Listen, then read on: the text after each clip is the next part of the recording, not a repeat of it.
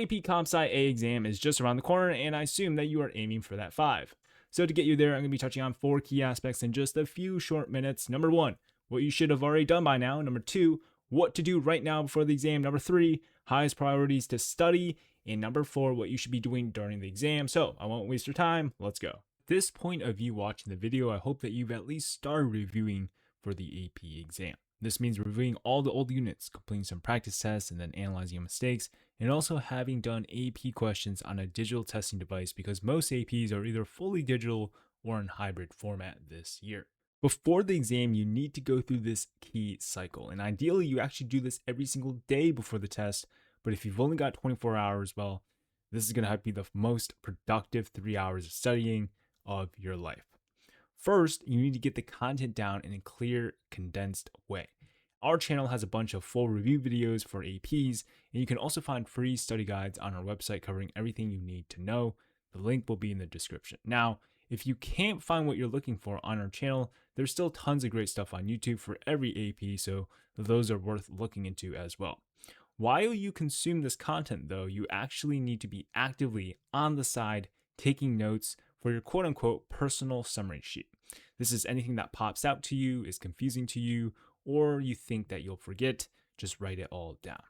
Then you will need to put all this theory into practice with practice multiple choice questions and free response questions. There's plenty of practice material on the College Board website and AP Classroom for you to use.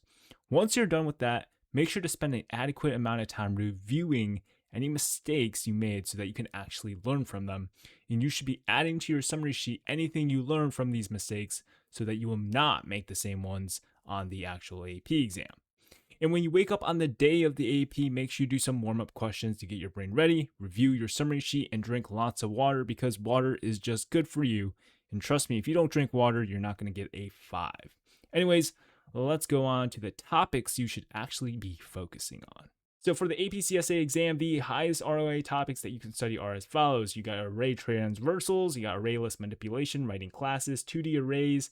Get those down and pay special attention to them while you are reviewing. When you open the AP exam, you need to calm down. There is no rush, and most students who end up with low time are the ones who think they have to go super speed right off the gate. You need to keep your morale high. What this means is that you need to understand that there's going to be questions you are 1000% confused on. And so therefore, adopt the memory of like a gerbil. Forget it. Move on. This is going to maintain your momentum for a steady start and ultimately set you up for success. Now, chances are you've also got other AP exams too, so I actually want to give you some tips for all of them.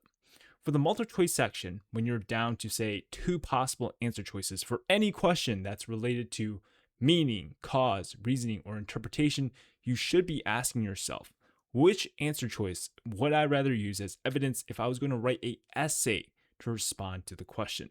What you'll find is that the answer you pick is likely to be more specific and comprehensive, and therefore the best possible answer.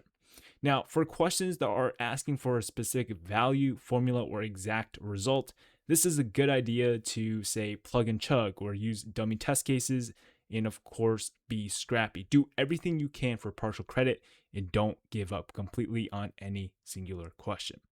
Now, for all your free response questions, it's a good idea to plan the structure of your answer.